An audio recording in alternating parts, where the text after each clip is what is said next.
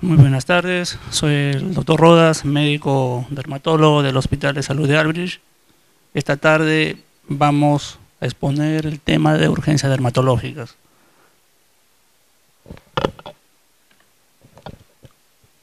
¿Qué es una urgencia dermatológica? Primero vamos a empezar mencionando que es una urgencia médica. Una urgencia médica. Urgencia médica viene a ser aquella condición de salud que acude el paciente, lo cual debe ser atendido en un centro médico especializado por personal de salud competente, para atender el problema principal por lo que el paciente acude a la consulta. Las urgencias dermatológicas se dividen en urgencias absolutas y en urgencias relativas. Las urgencias absolutas son aquellas que ponen en riesgo vital la vida del paciente en esos momentos, lo cual necesitan un tratamiento inmediato. Dentro de la dermatosis, que necesitan este tratamiento inmediato, están las eritrodermias, las farmacodermias, el síndrome estafilococo de piel escaldada, la fascitis necrotizante, etc. Y también encontramos pues las urgencias relativas que por el momento no ponen en riesgo vital la vida del paciente, pero sí causan gran preocupación a los familiares de su entorno. Entonces, antes de hablar de poner las diapositivas de las enfermedades más frecuentes, vamos a hablar algo de fisiopatología de la piel. La piel es el órgano externo de la excelencia del cuerpo humano, lo cual está proclive a una gran variedad de estímulos ambientales, deseables y no deseables, y por lo que va a generar un mecanismo de defensa, de protección. La piel, como todos los órganos del cuerpo humano, es un órgano bien complejo. Para hacernos una idea, en 1 centímetro cuadrado de piel hay 5.000 organelas sensitivas, 6 millones de células, 4 metros de nervios, entre otros. La estructura y función de la piel, la principal función de la piel es que actúa como barrera, aísla el medio interno del medio externo.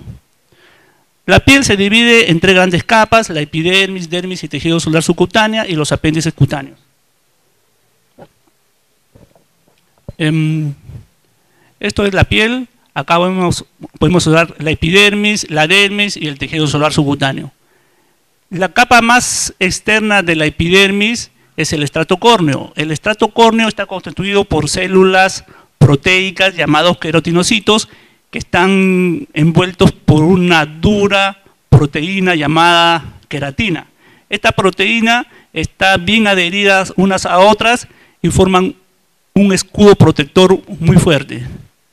Además, en la dermis, en el folículo piloso, está adherido la glándula sebácea. Acá en esta glándula sebácea se sintetizan una serie de lípidos que a través de este conducto van a llegar al conducto del folículo piloso y van a vertir su contenido en la superficie de la epidermis. Esta película lipídica tiene potentes propiedades bactericidas que van a venir a ser la principal función de defensa antimicrobiana de la piel. En la glándula sebácea también podemos encontrar anticuerpos IgA, lo mismo que en las glándulas sudoríparas ecrinas, lo cual van a potenciar los mecanismos de defensa contra los agentes patógenos. Además, en la dermis van a haber una serie de corpúsculos nerviosos que van a proporcionar el reflejo de retirada ante un menor trauma. Debajo de la dermis está el tejido celular subcutáneo, que cumple múltiples funciones, además de ser un reservorio de energía, protección. También estas células van a mantener el calor interno en más 80%, en la mayoría del 80% de la fisiopatología. Entonces, la epidermis está constituido a base de 4 o 5 grandes capas. En la capa granulosa, en el estrato granuloso, dentro de los cuerpos laminares se sintetizan estos cuerpos laminares de determinadas sustancias que se vierten hasta los espacios intercelulares y a través de reacciones químicas con enzimas hidrolíticas van a sintetizar lípidos que se disponen intercelularmente entre las células de los queratinocitos.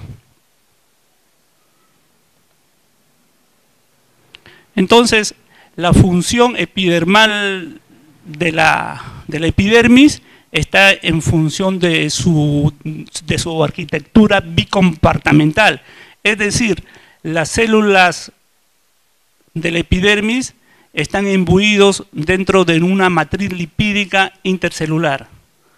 Y como sabemos, pues los lípidos son incongruentes con el agua y van a impedir la fuga de agua del medio interno hasta el medio externo.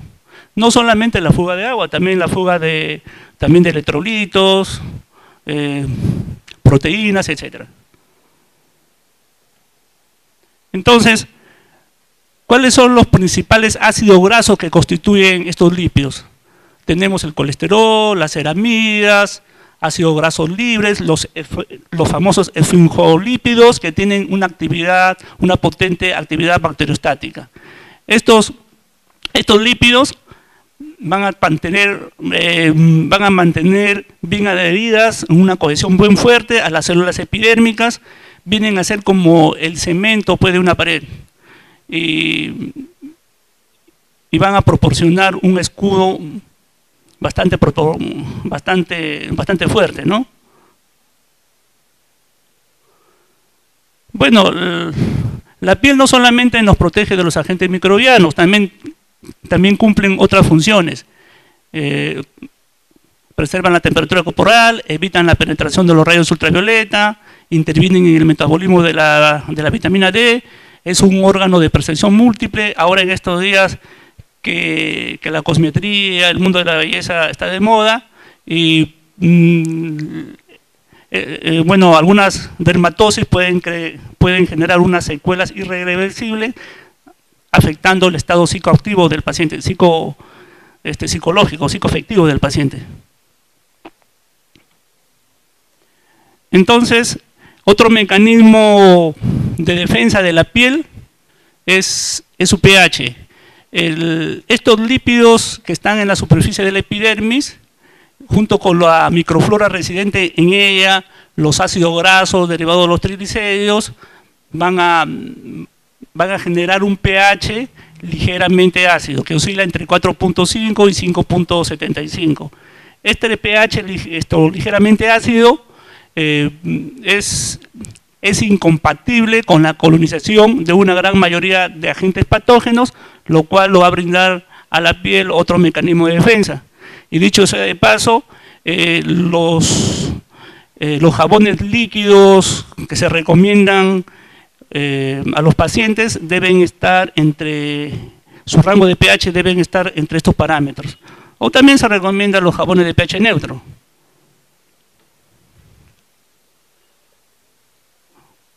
Entonces, esa película lipídica que está entre la superficie de la piel no solamente tiene propiedades antimicrobianas, también tiene propiedades antifúngicas y van a impedir la fuga de líquidos, electrolitos, proteínas hacia el exterior. Los principales electrolitos que se encuentran dentro de la piel, bueno, y dentro del organismo son los siguientes, cuyo déficit son incompatibles con la vida. Entonces, recapitulando, la piel no solamente nos va a proteger de los agentes microbianos, nos va a proteger contra el calor, al fenómeno a través de la vasodilatación, a través de la evaporación por medio de las glándulas sudoríparas endocrinas, nos va a proteger de la radiación solar, nos va a proteger de agentes físicos, de agentes químicos, van a impedir la absorción de múltiples toxinas, ¿no? Entre otros. También hay que mencionar que la piel es un órgano complejo inmunológicamente, sus mismas células autóctonas, esto compuesto no solamente de queratinocitos, se encuentran los fibroblastos, los melanocitos, las células de Merkel, entre otros. Estas células van a secretar sustancias químicas inmunológicamente activas. Algunas de sus células van a captar los antígenos que se adhieren en la superficie de la piel y lo van a presentar a los anticuerpos. También estas células van a secretar ciertas sustancias químicas que van a intervenir en el crecimiento y diferenciación de las células epidérmicas. Y también pues la piel, pues la dermis es un órgano diano de excelencia en el proceso de la inflamación. Las células epidérmicas también van a secretar una gran cantidad de citocinas que van a estimular receptores en las múltiples células del organismo. Estas citocinas, su alteración, van a alterar la situación y el metabolismo del paciente.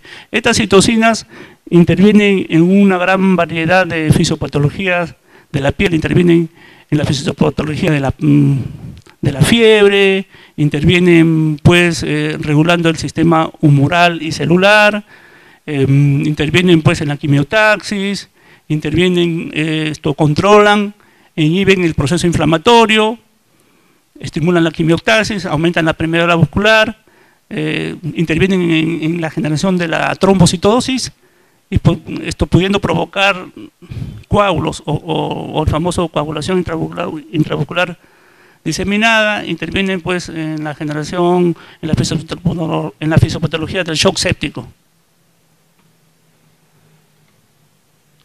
Entonces, así como hemos escuchado hablar de insuficiencia cutánea, insuficiencia renal, insuficiencia cardíaca, también existe la insuficiencia cutánea, o también llamado por algunos libros el fracaso cutáneo agudo, lo cual va a provocar grandes cambios en la piel. Por ejemplo, una piel con una enfermedad cutánea extensa y severa va a aumentar el flujo sanguíneo, llegando a duplicarse al doble el aumento del gasto cardíaco. Y esto puede ocasionar alteraciones hemodinámicas graves, sobre todo en los ancianos y cardiópatas. También en estos pacientes van a haber alteraciones metabólicas, van a haber un aumento de concentración de hormonas del estrés, las famosas hormonas, las famosas catecolaminas. Estas catecolaminas van a disminuir la resistencia periférica a la insulina, van a producir hiperglicemia, van a producir glucosuria, pudiendo llevar a la acidosis metabólica.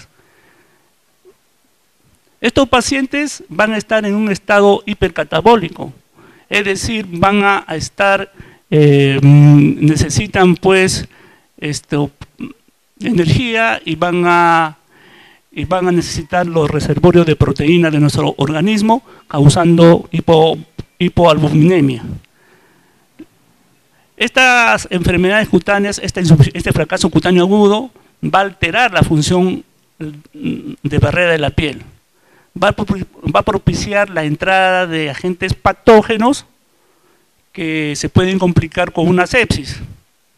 Y también en las lesiones se puede complicar con una herida, tejidos necróticos, exudados, los cuales deben ser debridados porque son medios apropiados de cultivo para la colonización de microbios. Y no solamente la piel va a ser afectada, también va a ser afectado las mucosas, sobre todo las mucosas intraorgánicas, las mucosas del tubo gastrointestinal, causando pues erosiones, alterando su fisiología. La piel inflamada va a haber un aumento de la permeabilidad cutánea.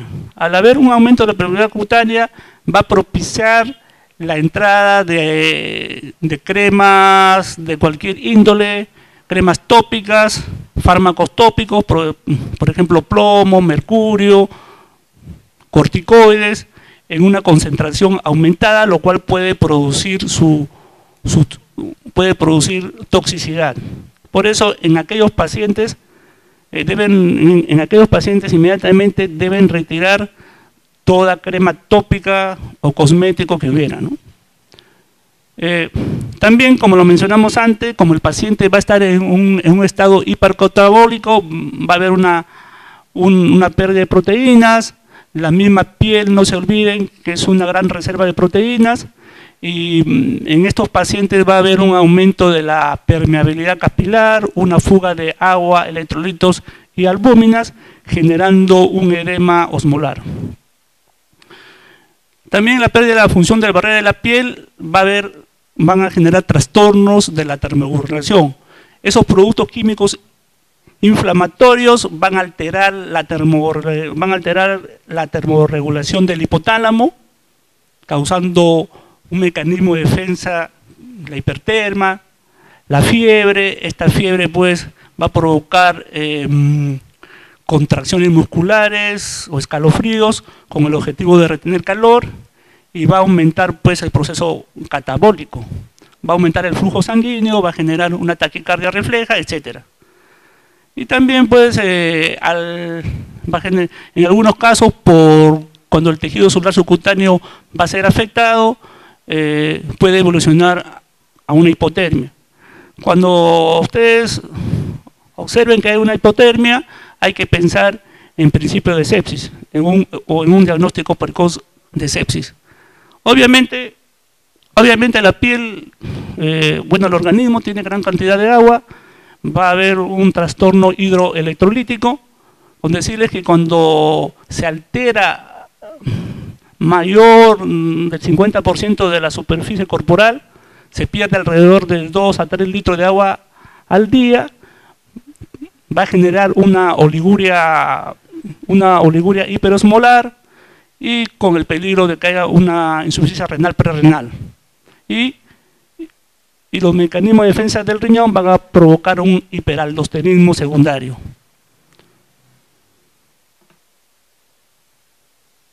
Entonces, las dermatosis que pueden causar insuficiencia o fracaso cutáneo agudo son múltiples. Dentro de ellas, aquí las tenemos.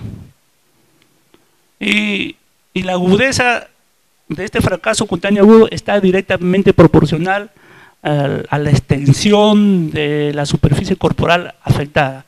Mientras más extensas sean las lesiones, mayor será el fracaso cutáneo agudo. Muy similar, también se puede comprometer con alteraciones sistémicas, muy similar a los pacientes que sufren una extensa quemadura.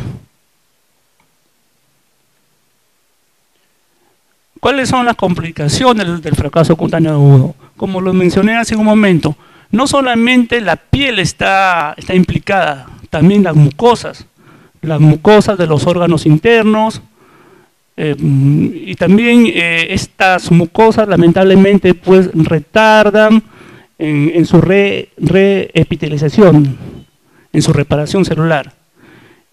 Internamente estas mucosas se pueden complicar con estenosis, fimosis, sinequias, en la conjuntiva ocular con ectropion, eritropion, en la piel puede haber una hiperpigmentación o hiperpigmentación postinflamatoria, hipohidrosis, destruye la raíz del cuero cabelludo provocando una alopecia cicatricial, y va a haber una distrofia bien marcadas en las uñas. Entonces, lo ideal es tener una escala para evaluar la extensión de la enfermedad con el objetivo de adoptar una adecuada estrategia terapéutica. Por ejemplo, tenemos la regla de los 9 iguales para evaluar la extensión de las quemaduras. Todas las especialidades médicas, o la gran mayoría, tienen sus escalas que miden parámetros clínicos, por ejemplo, la escala de Glasgow, la escala del Apache. Bueno, así también en dermatología nosotros tenemos algunas escalas para evaluar la gravedad de cierta dermatosis. La más conocida es la escala de Corten, que mide la gravedad de la necrosis epidérmica tóxica.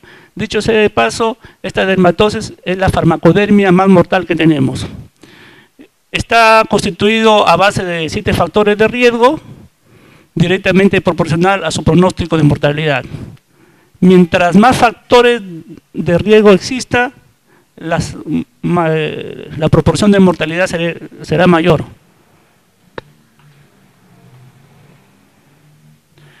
Marcadores de sepsis en el fracaso cutáneo agudo. Las infecciones son las causas principales de muerte y además pues retrasan la reparación celular no solamente de la piel y de las mucosas. Bueno, realmente hacer un diagnóstico precoz de sepsis es muy difícil porque, por ejemplo, la hipertermia no es un signo viable. Un signo viable es la hipotermia. Los marcadores de sepsis en el fracaso cutáneo agudo, tan pronto se observen alguno de ellos, debe instaurarse inmediatamente una antibioticoterapia precoz.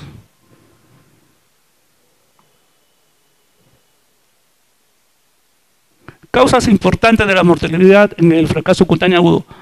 Como lo mencioné, no solamente son los microbios, las infecciosas, también una causa de mortalidad son las alteraciones hemodinámicas que se puede observar, las hemorragias digestivas, ya les dije, no solamente la piel es la afectada, también las mucosas, y las tromboembolias por efecto de las citocinas, sobre todo la tromboembolia pulmonar. Manejo del fracaso cutáneo agudo. Entonces, como normas generales respecto a la actividad terapéutica del fracaso cutáneo aguda, son las mismas para todas las enfermedades, independientemente de su causa. En los pacientes con una alteración mayor del 10% de la superficie corporal con alteración visceral grave, se debe inmediatamente hospitalizar en una unidad y con un equipo multidisciplinario compuesto por dermatólogos, intensivistas, enfermeras especializadas en el asunto. Los pilares del tratamiento se basan en control hemodinámico, mantenimiento del equilibrio hidroelectrolítico, soporte nutricional, curas tópicas, tratamiento de dolor, identificación de los factores de riesgo y la prevención de las infecciones o complicaciones. Las medidas iniciales. En la primera evaluación se debe establecer el estado de conciencia, asegurar la permeabilidad de la vía aérea y la estabilidad hemodinámica. Se debe instaurar una cateterización, ya sea periférica o venosa, según el caso lo requiera. Esta cateterización se debe realizar en una piel sana. Buscar por ahí una pequeña superficie sana y sobre esa área se debe realizar, no en una superficie afectada. Y también se debe colocar sondas vesicales, sondas nasogástricas, según la clínica lo amerite, y proporcionarles una analgesia adecuada. Una analgesia adecuada para evitar los cuadros de ansiedad, exaltación, confusión, porque la exaltación y la confusión también son síntomas precoces de sepsis. Las monitorizaciones y exploraciones complementarias también son bien recomendables. Los principales parámetros a medir son obviamente la función respiratoria, como la frecuencia respiratoria, pulsometría, gases, radiografía de tórax. Cuando nosotros encontremos pues una taquipnea, hay que pensar en una hipoxia por edema pulmonar, por neumonía o por una acidosis metabólica.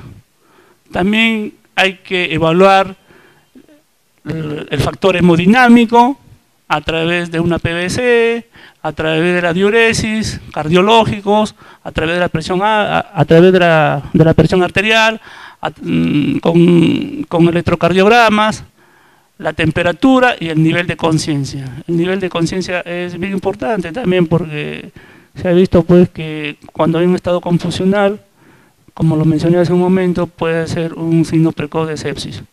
También hay que considerar algunos puntos importantes. Por ejemplo, cuando encontremos una frecuencia cardíaca mayor de 120, puede ser, es un indicativo, hay que pensar mejor en una hipovolemia. Así esté cursando con fiebre. Hay que tener en cuenta que la liberación de las catecolaminas, porque este paciente va a estar en un estado hipercatabólico, ya sea por la misma enfermedad, por el estrés, puede enmascarar una hipotensión. El paciente puede estar normotenso, pero en sí está hipotenso. Así concurra con una hipovolemia. El signo más fiable para, bueno, siempre y cuando en ausencia de glucosuria, el signo más fiable para poder evaluar el estado hemodinámico a través de una sonda Foley es la diuresis. Una diuresis de 50 a 100 mililitros por hora y osmolaridad menor de 120 refleja una buena evolución clínica. Refleja una adecuada perfusión renal y orgánica. Cuando hay una diuresis menor, el paciente puede estar en un choque hipovolémico o puede estar entrando en sepsis. Entonces, la fluidoterapia. La fluidoterapia debe ser instaurada en forma competente y en forma acuciosa las primeras 48 horas, que es vital. Generalmente la fluidoterapia está indicada cuando la superficie corporal afectada es mayor del 15% y 10% en los niños. Existe muchas controversias entre la fluidoterapia. Controversias en relación al tipo de líquido a administrar, el inicio de reemplazo y la respuesta de evolución. Pero actualmente en los últimos simposios de reducción de quemado de Estados Unidos, Australia, Irlanda, recomiendan, y es la más aceptable, la fórmula de consenso de Sheridan, donde recomiendan que en las primeras 24 horas administrar lactato Ringer, después de las 24 horas administrar concomitantemente cristaloides. En cuanto a los electrolitos, las primeras 24 horas suplemento de fosfato sódico, y si existe hipopotasemia, cloruro potásico, y si hay hiponatremia, solución salina. Entonces, la fluidoterapia, es un poco diferente entre los quemados con la dermatosis. Por ejemplo, en los pacientes con necrólisis epidérmica tóxica, es muy parecido pues, la clínica a un gran quemado, pero no obstante en esta la destrucción del tejido es menos profunda y el daño vascular y edema son menores, por lo que se suelen administrar entre 2/3 y 3/4 de los fluidos que correspondería a un quemado. Si la superficie corporal es mayor al 50%, se emplea una solución moderadamente hipertónica durante las primeras 8 o 12 horas. Y para mantener el flujo urinario a partir del segundo día, suele ser la mitad del volumen del que se estaba perfundiendo. Y a partir del tercer día, se recomienda la siguiente fórmula, donde SST es la superficie corporal total y SSA es la superficie corporal afectada. Pero no obstante, déjenme decirles que estos son datos orientadores. Esto debe estar en función de la evolución clínica del paciente. Hay que tener en cuenta eso.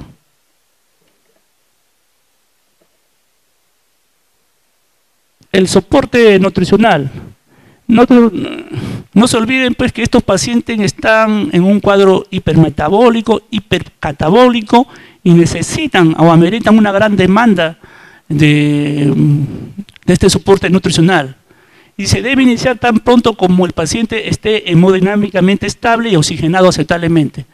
Los aportes deben ser elevados y acorde con la superficie corporal afectada. Se recomienda pues 45 kilocalorías por kilogramo cuando la superficie corporal afectada es menor del 20% y 50 a 60 kilocalorías por peso cuando es mayor de 20. Las primeras 24 horas se recomienda 1500 a 2000 kilocalorías, lo cual es aceptable, luego ir ir incrementando 500 kilocalorías por día hasta alcanzar pues los objetivos que nos esperamos.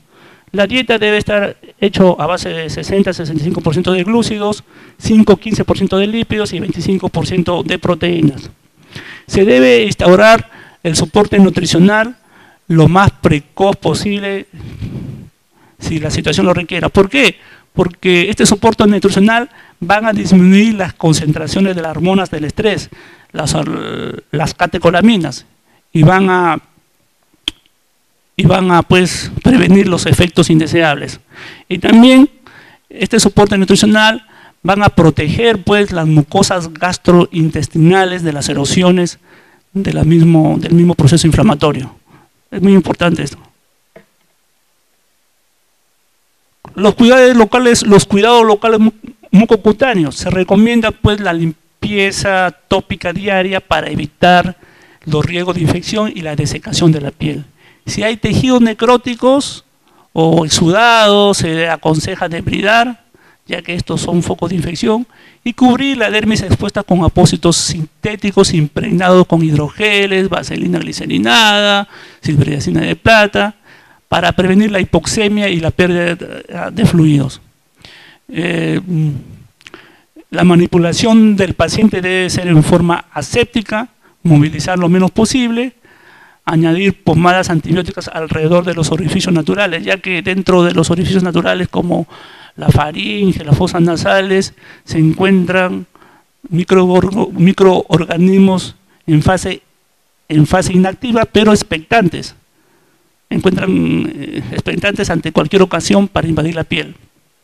También hay que cuidar los ojos utilizando lágrimas naturales, irrigación periódica con solución salina, antibióticos tópicos, sin párpados, y si hubiera algunas pseudomembranas hay que retirarlas. El tratamiento antiinfeccioso, como mencionamos, es la principal causa de muerte, y también pues estos microbios pues retrasan mucho la reparación epidérmica y de las mucosas. Los catéteres y sondas deben manejarse prestando atención esmerada a la abscesia y enviarse a cultivarse al ser retirados. O sea, es decir, hay que establecer una vigilancia epidemiológica bacteriana. Al menos 2 veces por semana mandar a cultivar la orina, los catéteres, el esputo, hisopado faríngeo. La profilaxis antibiótica no se recomienda porque puede generar una infección grave causado por microorganismos resistentes. Lo ideal, pues, cuando se administran antibióticos hay que basarse en cultivos y antibiogramas, pero mientras tanto hay que empíricamente administrar antibióticos que al clínico le parezca. La profilaxis antibiótica solamente está recomendada para cuando hay un acto perioperatorio, tras escalectomía o tras la realización de autoinjertos. Bueno, las medidas generales: hay que controlar la temperatura ambiental, el ambiente debe estar entre 32 a 35 grados para evitar la pérdida de calor. Control del olor, lo que se recomienda es administrar por vía endovenoso opiáceos. Opiáceos, no. ¿Por qué no los AINES? Porque en estos pacientes los músculos y la piel hay una alteración de su perfusión celular. Prevención de la tromboembolia pulmonar, sobre todo en aquellos pacientes que están mucho tiempo postrados, ¿no? Usando heparina de bajo peso molecular. Prevención de las úlceras por estrés, utilizando unos colchones pues específicos a base de agua. Los cuidados respiratorios, realizar nebulizaciones, aspirados bronquiales, con terapia respiratoria, control de la glicemia, porque estos pacientes fácilmente hacen cuadros de hiperglicemia. se puede utilizar insulina por vía subcutánea, las medidas higieno-posturales a través de unas camas especializadas para disminuir en lo mínimo el roce, la fricción, distribuir adecuadamente el peso corporal. Se recomienda usar mantas térmicas, apoyo emocional para el paciente a través de ansiolíticos, siempre y cuando el caso lo requiera, ¿no? Y la fotoprotección, después de haber pasado el proceso agudo, para evitar las hiper o hipopigmentaciones postinflamatorias. Las generalidades. No voy a hacerlo, creo. Bueno, en Estados Unidos las urgencias dermatológicas constituyen alrededor del 4 o 12% de todas las consultas. Hay que realizar una buena historia médica familiar, emocional, haciendo hincapié pues en el comienzo y evolución de las lesiones, la sintomatología, el tratamiento previo es muy importante, porque muchas de estas dermatosis tienen como causa algún fármaco. Hay que hacer un examen físico de las lesiones muy acuciosa. La clasificación, las lesiones de la piel se clasifican en crecimientos tumorales o rashes. El diagnóstico pues es facilitado por la configuración de la lesión y la distribución de esta, ¿no? Siempre hay que basarse en las lesiones primarias. Eso es el paso principal en la dermatología, saber determinar ante qué tipo de lesión primaria observamos, su localización, su disposición, su distribución, etcétera. Hay que recordar que muchas de las erupciones cutáneas pueden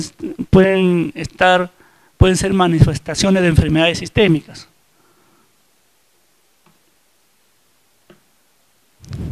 Por ejemplo, acá tenemos vesículos pústulas en disposición de racimos que se disponen en un área dérmica, en un dermatoma. Esto es un impétigo con unas costras mielicéricas que está causando una eyección conjuntival. Esto es peligroso porque el microbio a través de la fosa de la crista Gay puede pasar al cerebro y complicarse con una meningitis bacteriana. Y esto es lo que no esperamos que llegue el paciente, una eritrodermia exfoliativa muy marcada, debido a múltiples causas. Cualquier dermatosis se puede complicar con esta eritrodermia exfoliativa, ya sea una psoriasis, una dermatitis atópica, una dermatitis seborreica, etc. La celulitis que se caracteriza por una placa eritematosa con signo de flebosis, y también es importante la ubicación, la localización anatómica. Cuando se ubican en la cara hay que tener cuidado, ¿no? Es un signo pues de un pronóstico porque se puede complicar con una meningitis. El eritema multiforme es una enfermedad aguda, autolimitada, que se caracteriza por la aparición súbita de máculas eritematosas o violáceas, pápulas con vesículas centrales. La distribución es simétrica, afecta las extremidades, sobre todo las regiones acrales, y la lesión típica es una placa eritematosa con anillos concéntricos, dando el aspecto de una escarapela. Acá podemos observar placas anulares, eritematosas en su superficie, con anillos concéntricos. Bueno, la principal causa del eritema multiforme es el virus del herpes simple. Lo siguen en frecuencia algunos microorganismos como los micoplasmas, la histoplasmosis, el virus de Estebar, etc. Hay que tener cuidado. Bueno, el síndrome de eritema multiforme respeta las mucosas y puede pasar a una interfase si es que el paciente no se trata, no o es tratado inadecuadamente, puede pasar a un cuadro de síndrome de Stevens-Johnson, que es la forma más grave del tema multiforme. Afectan las mucosas, aparecen ampollas flácidas, erosivas, y puede haber un compromiso multisistémico. Bueno, los pacientes de Stevens-Johnson tienen que ser inmediatamente hospitalizados, inmediatamente dar medidas de soporte y retirar todos los fármacos posiblemente causantes, ya que la causa esencialmente son las medicinas. Entonces, acá podemos ver erosiones costrosas, ¿no? Que un eritema multiforme, donde aparecen placas violáceas afectando las mucosas. El síndrome del shock tóxico, que es causado por la toxina del estreptococo o esterofilococo, aparece en forma súbita, fiebre, un exantema generalizado, papular, que puede acompañarse de sintomatología sistémica, hipotensión, un exantema a veces inespecífico que nos puede hacer confundir con otros exantemas, y sobre todo pues con el antecedente de que ha habido una herida previa, ¿no? Aquí se puede observar un eritema exfoliativo. La anafilaxis, pues, que es una variante, que es la variante extrema de una reacción de hipersensibilidad tipo 1 por IgE, donde cursa con, además de las ronchas o babones, un edema de la lengua, dificultando la respiración. Y puede cursar, y no olvidemos pues que hay receptores de histamina en el cerebro, en los músculos cardíacos, en los músculos bronquiales, que puede cursar pues con una hipotensión, alteración de la conciencia, etcétera. No, es muy frecuentemente puede pasar, de todos los pacientes con urticaria, un 1%, 5% cursan con anafilaxia. Y las causas son múltiples.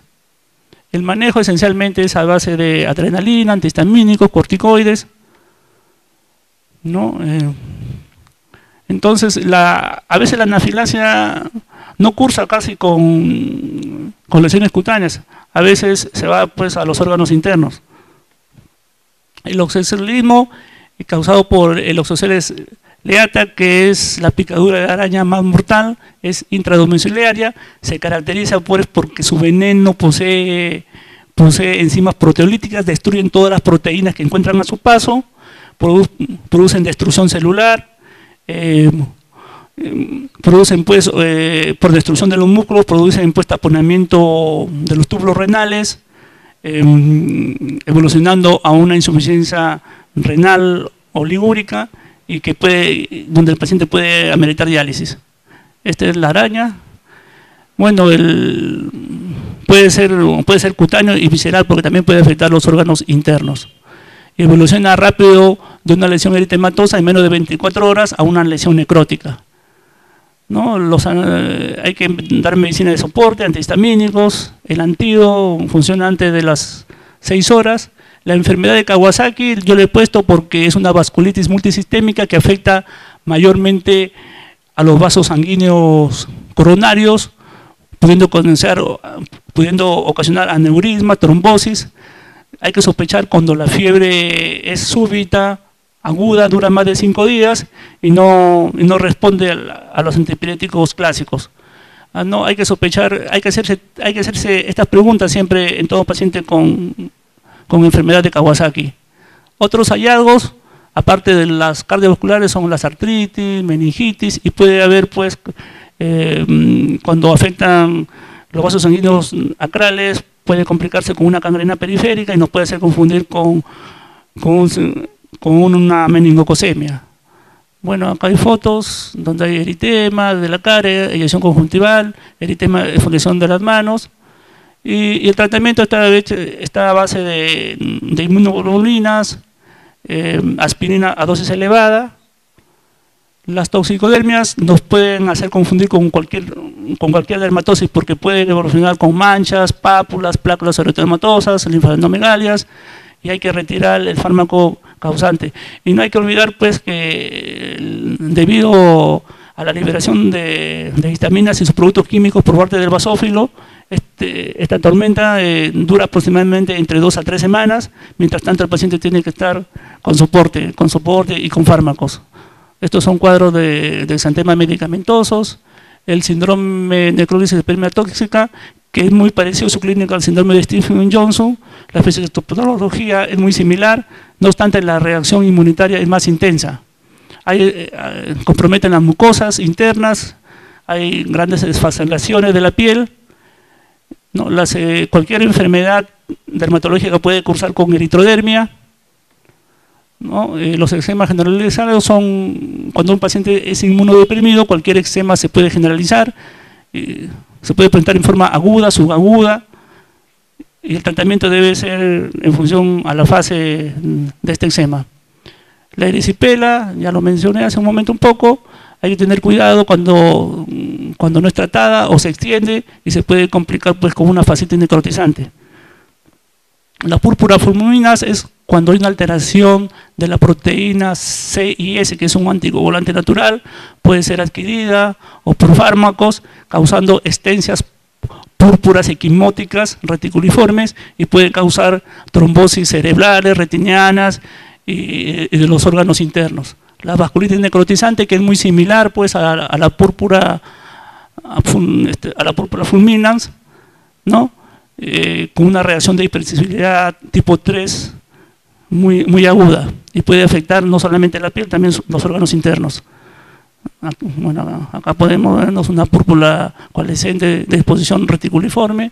Y para terminar, el pénfigo vulgar, que hay unos anticuerpos IgE, no se sabe la causa, destruyen esos fibras de anclaje de proteína que mantienen unidos a los queratinocitos y causan lesiones ampollosas extensas no solamente en la piel, sino también en las mucosas orales y gastrointestinales. El tratamiento de los pénfigos se basa exclusivamente por inmunosupresores y por otros fármacos coadyuvantes como la ciclofosfamida, ciclosporina, etc. Y la psoriasis pustulosa, la psoriasis puede evolucionar a una psoriasis muy aguda, que es llamada la psoriasis pustulosa. Los exantemas virales, también una simple inflamación viral puede extenderse si el paciente es un inmunocomprometido. Y el síndrome de estafilococo de piel escaldada, causado por la toxina del estreptococo o estafilococo, que las lesiones cutáneas son muy parecidas a una quemadura de segundo grado. Bueno, y yo lo recomiendo que ante toda urgencia dermatológica mantener la calma, porque después de las calamidades viene la paz. Muchas gracias y disculpen por la extensión del tiempo.